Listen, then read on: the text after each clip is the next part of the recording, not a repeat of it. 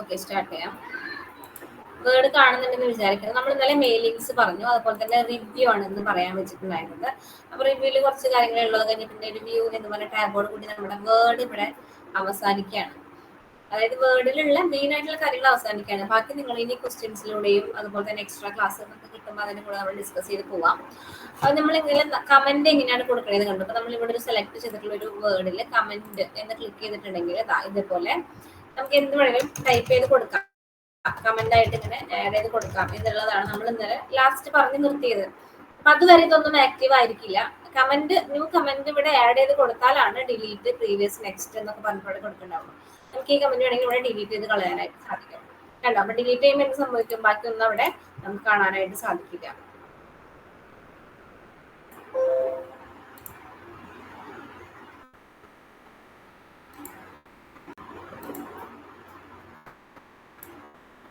Yes.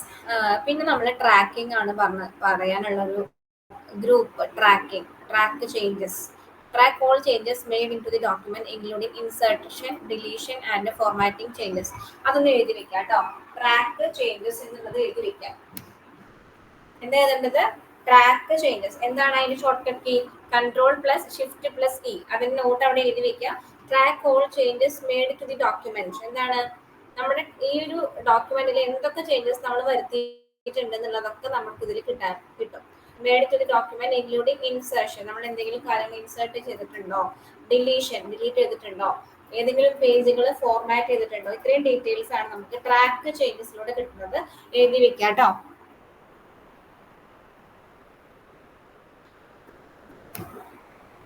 നമ്മളിവിടെ click ചെയ്ത് കഴിഞ്ഞിട്ടുണ്ടെങ്കിൽ നമുക്ക് ചേഞ്ച് ട്രാക്കിംഗ് ഓപ്ഷൻ എന്നൊക്കെ പറഞ്ഞിട്ട് നമുക്ക് ഒരുപാട് കാര്യങ്ങൾ അവിടെ കാണാനായിട്ട് സാധിക്കും. കണ്ടോ? നമ്മളിവിടെ എന്തെങ്കിലുമൊക്കെ ചെയ്തിട്ടുണ്ടോ എന്നുള്ളതാണ് ഇവിടെ കാണിക്കുന്നത്.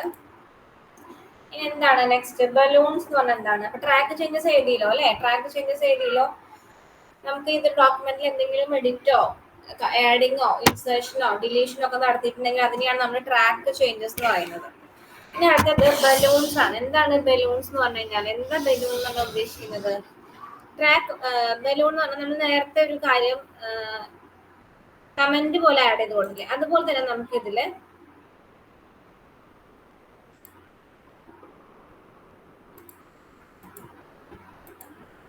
ബലൂൺസ് ആയിട്ട് ആഡ് ചെയ്യാനായിട്ട് സാധിക്കും. ഇതിവിടെ എഴുതിയിട്ടുണ്ട്. റൈറ്റ് സൈഡിൽ ഒരു പിക്ചർ കാണാം.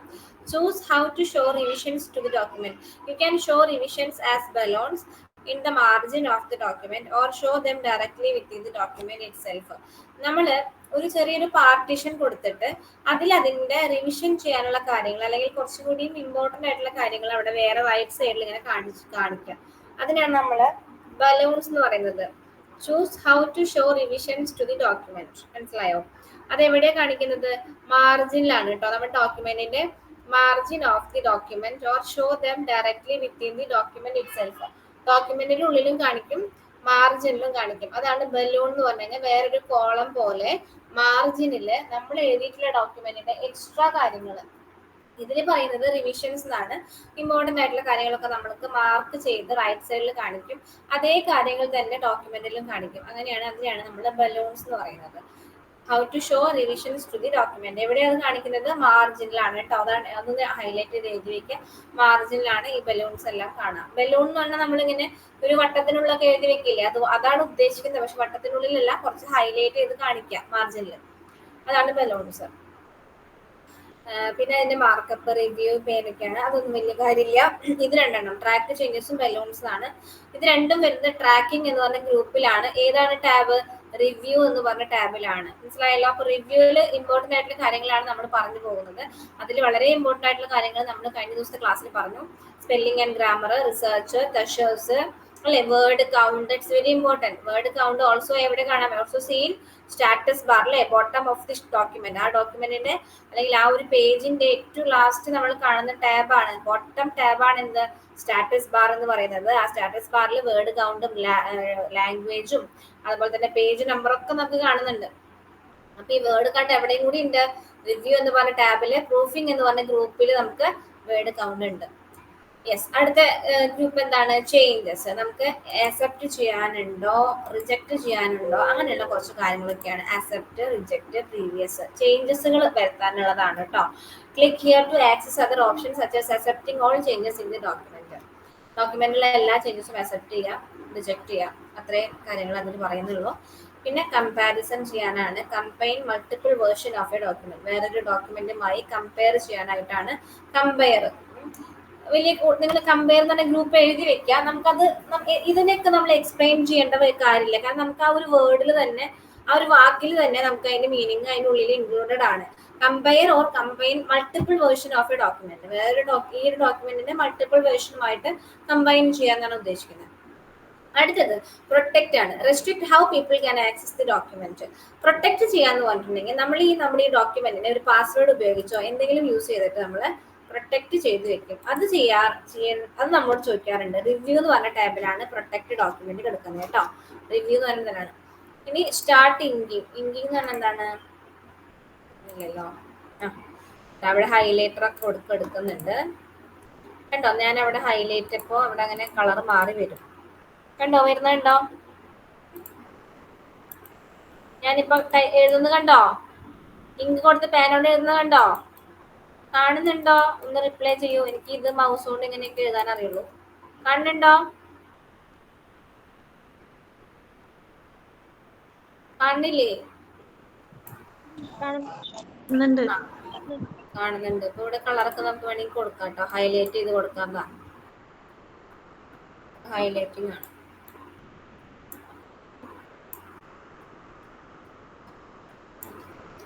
എന്തോ അതൊക്കെ ക്ലോസ് ഇങ്ക് ടൂൾ എന്ന് പറഞ്ഞാൽ ആ ഇങ്ക് ടൂള് ഡിലീറ്റ് ചെയ്ത് പോകും കേട്ടോ. യെസ്, അപ്പൊ അതാണ് റിവ്യൂവിൽ അത്രേ ഉള്ളൂ. ഇനി നമ്മുടെ റിവ്യൂ എന്ന് പറഞ്ഞ ടാബ് ഇവിടെ കഴിഞ്ഞു. ഇത്രേ പഠിക്കാനുള്ളൂ നമുക്ക് റിവ്യൂവിൽ കേട്ടോ. ലാസ്റ്റ് ടാബാണ് വ്യൂ. എന്താണ് വ്യൂ ടാബിൽ നമുക്ക് കുറച്ച് കാര്യങ്ങൾ എഴുതാനുണ്ട്. ഫസ്റ്റ് നമ്മുടെ ഗ്രൂപ്പ് തന്നെ വലിയൊരു ഗ്രൂപ്പാണ്. ഡോക്യുമെന്റ് വ്യൂസ് ഹൈലൈറ്റ് ചെയ്ത് എഴുതി വെക്കുക. എത്ര തരം ഡോക്യുമെന്റ് വ്യൂ ഉണ്ട്? 5. Very important question. ഇടയ്ക്കിടയ്ക്ക് ചോദിക്കുന്നതാണ് number of views in word document. എന്താണ് question? Number of views in word document. എത്ര വ്യൂ ഉണ്ട് ഒരു വേർഡ് ഡോക്യുമെന്റിന്? നമ്മള് എക്സലിൽ പഠിക്കുമ്പോൾ എക്സലിൽ നോക്കുമ്പോൾ കണ്ടിട്ടില്ലേ പ്രിന്റ് പേജ്, പ്രിന്റ് ലേ ഔട്ട് എന്നൊക്കെ പറഞ്ഞ് നമ്മൾ കണ്ടിട്ടില്ലേ? അതുപോലെ തന്നെ ഇതില് വേർഡ് നമ്മൾ അതുപോലെ ഡോക്യുമെന്റില് നമ്മൾ പ്രിവ്യൂ എടുത്ത് നോക്കും. പക്ഷെ അതിന്റെ സൈസ് അങ്ങനെ ഒന്നും മാറ്റി നമ്മൾ നോക്കാറില്ല. എക്സൽ ആകുമ്പോൾ നമ്മൾ എത്ര കോളം പ്രിന്റ് ചെയ്താൽ കിട്ടും, ആ പ്രിന്റ് പേജിന്റെ ഉള്ളിൽ തന്നെ നമ്മുടെ കോളത്തിനെ കൊള്ളിക്കണ്ടെന്നൊക്കെ അറിയാൻ വേണ്ടി നമ്മൾ എക്സലിൽ നോക്കാറുണ്ട്. വേർഡിൽ പക്ഷെ നമുക്ക് അങ്ങനെ പ്രശ്നമില്ല. നമ്മൾ പ്രിന്റ് ചെയ്യുന്ന സാധനങ്ങളെല്ലാം ആ പേജിൽ, അതായത് ആ പേജിലുള്ള കാര്യങ്ങളെല്ലാം നമ്മൾ പ്രിന്റ് ചെയ്യുമ്പോൾ വരും. അതുകൊണ്ട് നമ്മൾ അങ്ങനെ വലിയ വ്യൂസ് ഒന്നും നമ്മൾ നോക്കാറില്ല. പക്ഷെ എക്സലിൽ നമ്മൾ നോക്കാറുണ്ട്. അപ്പൊ അതുപോലെ തന്നെ ഇവിടെ വേർഡ് ഡോക്യുമെന്റ് അങ്ങനെ തന്നെ വേർഡിന് കൃത്യമായി എഴുതണം. കാരണം എക്സലിൽ വ്യത്യാസമുണ്ട്. എത്ര വ്യൂസ് ഉണ്ട്? നമ്പർ ഓഫ് വ്യൂസ് എത്ര എണ്ണ? 5 എണ്ണാണ്. അപ്പൊ ഡോക്യുമെന്റ് വ്യൂസ് എന്ന് പറഞ്ഞിട്ട് അതിന്റെ പേര് എഴുതി വെക്കാം. Print layout, full screen reading, web layout, outline and last one is draft. 5 എണ്ണത്തിന്റെ പേര് എഴുതി വെക്കൂ. വ്യൂ എന്ന് പറഞ്ഞ ടാബാണ്. അങ്ങനെ തന്നെ നമ്മൾ സ്റ്റെപ്പായിട്ട് എഴുതി വെക്കാട്ടെ. അപ്പോഴാണ് നമുക്ക് എഴുതിയത് നമ്മൾ പിന്നീട് വായിക്കുമ്പോൾ ഓർമ്മ വരുള്ളൂ. വ്യൂ എന്ന് പറഞ്ഞ ആ ഒരു ടാബില് print layout, full screen, web layout, outline, draft, ഇത്രയും വ്യൂസ് ഉണ്ട്.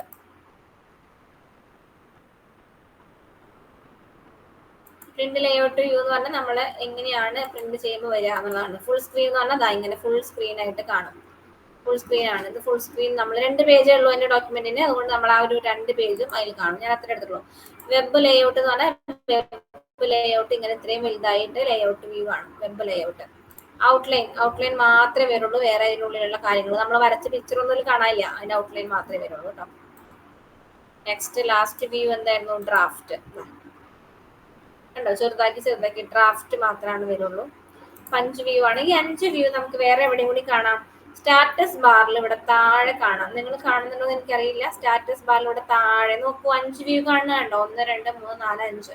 സ്റ്റാറ്റസ് ബാറിൽ കാണുന്നുണ്ടല്ലോ അല്ലെ? താഴെ 5 എണ്ണം കാണുന്നുണ്ട്. ഇതാണ് 5 വ്യൂസ്. 5 വ്യൂസ് പഠിക്കണം. പേര് ഓർമ്മ വേണം.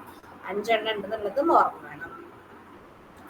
യെസ്, പിന്നത്തെ ഷോ ഹൈഡ് ആണ്. നമുക്ക് എന്തൊക്കെ കാര്യങ്ങൾ വേണം, എന്തൊക്കെ കാര്യങ്ങൾ നമ്മൾ ഹൈഡ് ചെയ്തിടണം. റൂളർ ഇവിടെ കാണുന്നുണ്ട്, റൂളറിനെ കളഞ്ഞാൽ ആ റൂളർ ഇവിടെ കാണില്ല. അതിനെ ടിക്കറ്റ് കൊടുത്തിട്ടുണ്ട്, അപ്പൊ അതുകൊണ്ട് നമുക്ക് അതിനെ കാണാനായിട്ട് പറ്റും. ഗ്രിഡ് ലൈൻ, നമ്മൾ ഇമേജ് ഒക്കെ വരയ്ക്കുമ്പോൾ കണ്ടോ ഗ്രിഡ് ലൈനുകൾ കാണാനുണ്ടോ? ഗ്രിഡ് ലൈൻ നമ്മൾ അൺടിക്ക് ചെയ്ത് കഴിഞ്ഞാൽ അത് പോകും. വേണമെന്നുണ്ടെങ്കിൽ അത് ടിക്ക് ചെയ്താൽ മതി, ഹൈഡ് ചെയ്യണമെങ്കിൽ അത് അൺടിക്ക് കൊടുക്കാം. ഡോക്യുമെന്റ് മാപ്പ് വേണമെങ്കിൽ അത് കൊടുക്കാം. തമ്പ് നെയിംസ് വേണമെങ്കിൽ കൊടുക്കാം. ഇതൊക്കെ നമുക്ക് വേണമെങ്കിൽ കൊടുക്കാം, ഇല്ലെങ്കിലും കുഴപ്പമില്ല. അതൊക്കെ ഹൈഡ് ചെയ്ത് വെക്കാനായിട്ട് നമുക്ക് സാധിക്കും. അപ്പൊ ഷോ ഓർ ഹൈഡ് എന്ന് പറഞ്ഞാൽ നമുക്ക് എന്തൊക്കെ കാര്യങ്ങൾ ഡോക്യുമെന്റിൽ കാണണം, എന്തൊക്കെ കാണണ്ട, അതാണ് അതിൽ കിടക്കുന്നത്, ഷോ ഓർ ഹൈഡ്.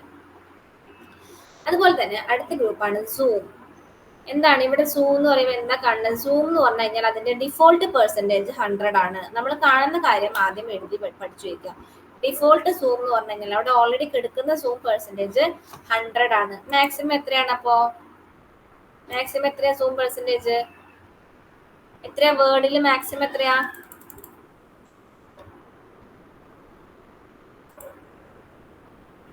എത്രയാ വേർഡിൽ? 500 ഒക്കെ ഉണ്ട് കേട്ടോ. എത്രയാ വേർഡില് സൂം പെർസെന്റേജ് എത്രയാ?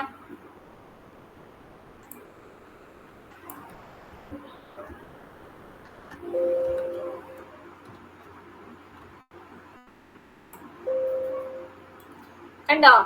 The number must be between 10 and 500. മനസ്സിലായല്ലോ? അപ്പോ 500 ആണ് വലിയത്. ഞാനിവിടെ 600 അടിച്ചപ്പോ വന്നില്ല.